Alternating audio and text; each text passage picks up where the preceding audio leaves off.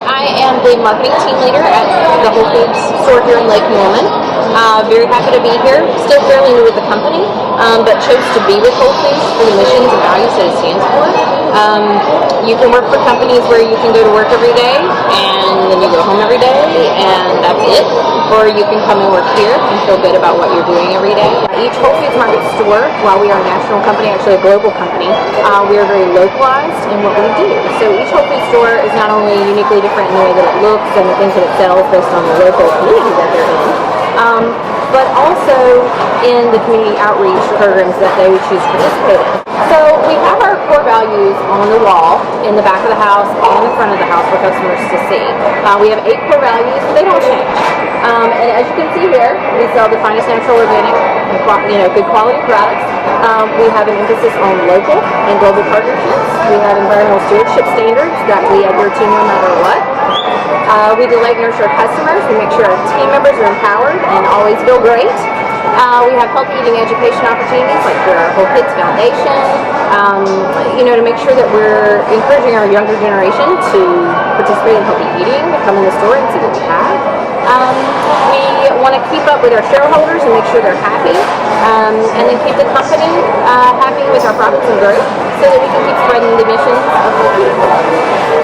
Everything we do has an impact on the environment, and whether it's going to be here for future generations, the end of your generation, whatever that is. And anytime you take an animal and you've either put some sort of chemical in the ground with food they eat, you fed them on the grain, you tethered them, whatever, you've impacted not only the ground, which has now become probably less sustainable. So now we're going to be taking up more land over time. We're losing trees and such. Then you've got the animal's life. Then you've got whatever you put in the animal goes into my body when I eat it. And you've got my children, and so on and so forth. And the cycle just continues.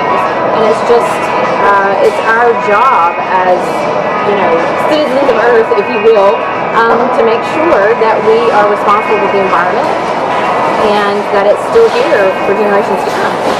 We have some producers of our and they allow their pigs to roam freely in the woods, allow them to wallow, allow them to push bowling balls around. I mean, they have this enhanced environment where they live just like a wild pig would live, basically.